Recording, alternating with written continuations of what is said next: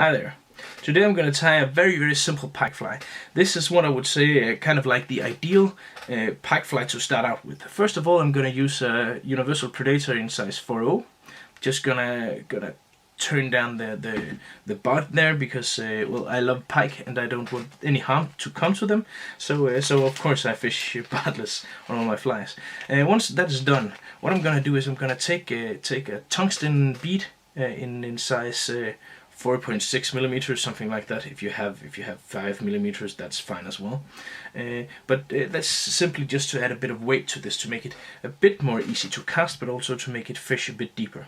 Well, once that is done, I'm gonna take I'm gonna make a sound base of tying thread here, because basically what we're gonna do is we're gonna use 3 different materials for this fly. Only 3, because as I said, this is kind of like a good way to start out with pike flies, and a fairly easy pattern to start out with, but still a good, a proven pattern that can be variated in regards to colors in endless. There is endless possibilities. So this is kind of like a standard way of making a light, easy castable,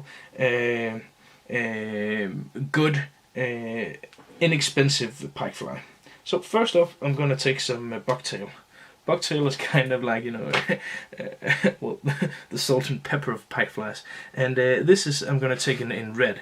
So since this is a hooked fly, I'm not going to do the trick where I turn it backwards. I'm just going to tie this in. So just going to take a bit out of the very short ones here, and then I'm simply just going to put this here on the hook, make a few loose turns, and then I'm going to clamp down on it using my new all-time favorite tying thread, the Vevus. No, the Vevus used to be my favorite tying thread. Now this is on the market. This is the Future Fly tying thread. A very insanely strong tying thread, and it has it's very thin as well. So it's very good for most anything. Well, I'm just gonna cut off all the rest here. This is not, well, not the most beautiful of pike flies. I know that maybe sounds strange to some people who don't think pike flies is beauties, but you can really make some beautiful pike flies. But this is efficient. It's easy. It casts well, and it really does the trick. So that is the purpose of this fly. So here, a bundle of bucktail. Just gonna push my tungsten bead up there. Just gonna tie a bit back and forth over this, so it doesn't hang loose or anything like this. Gonna cover the rest of the hook shank here all the way up to the eye. Sorry if you heard that. I just loosed the wind. My mistake. Sorry about that. But well, I'm in my office. I can do what I goddamn please. So about there, and then what we're gonna use is the second material. This is something called Steve Farrar blend. A very nice material also for pike flies. It's an artificial hair, artificial fiber, so it doesn't soak up any water, and making it ideal for this purpose, for pike flies. There is added a bit of flash in here already, not much, but a little. I'm just gonna make sure that the ends here is tapered a bit, like so. And then I'm gonna tie this down so it's I would say 2/3 sticking out back and maybe 1/3 sticking out in front, something like that.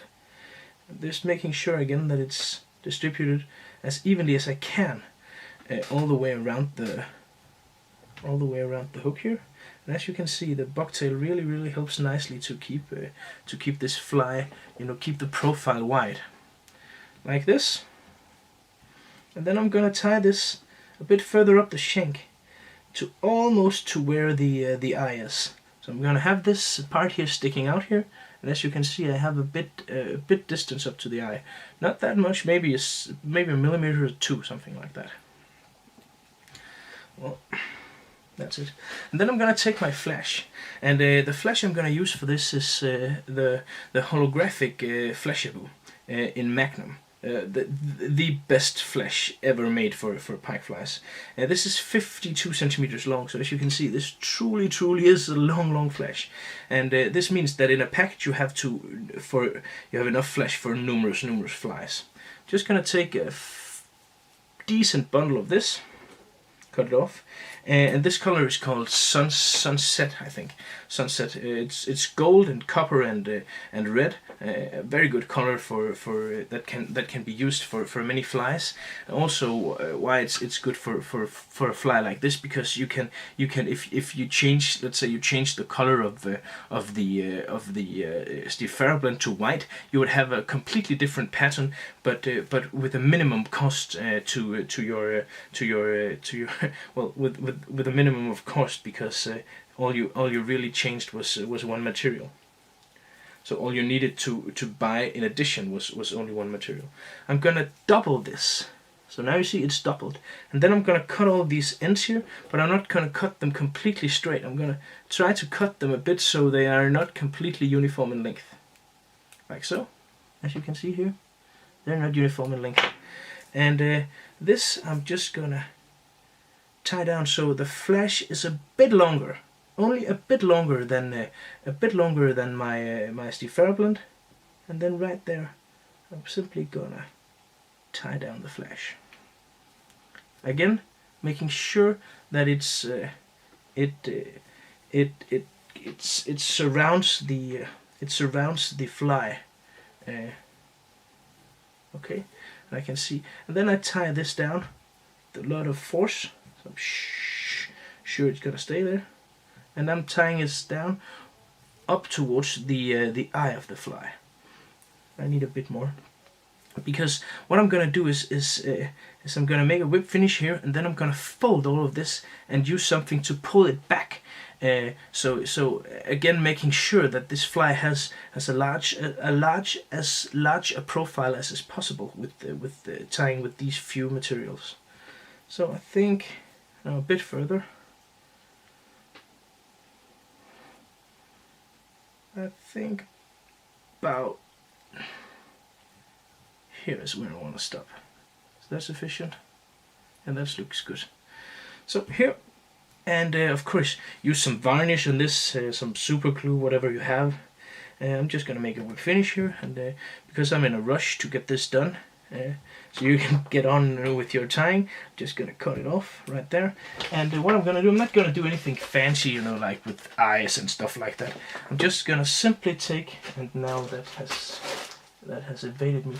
How come it is that it's practically a law in physics or something like that, that the stuff you just had always slips out of your reach. I just had it, you know. Oh well. Never mind, I'm just gonna take one from another fly. Like so. What I'm gonna do is I have these heads here. I don't know if you can see them. These are made from plastic, and they are cones made with holes in them, and they make your fly move a lot more water, but they're also ideal for my purpose here, because my purpose is to actually spread this out as much as I can here, and then have something to force it backward, so it will keep its big profile. It will keep being bulky, but still not look completely like a mess. You see, like that. I added the head here, and my fly stays bulky with a minimum of effort, a minimum of material. Damn it, that hook is sharp. And simply here you have a very nice, very easy, very versatile pike fly, because you can simply add any color that you like. This is a truly cool pattern that really works, and is cheap, and easy. Cast well, fishes well. All's well. Thank you for tuning in.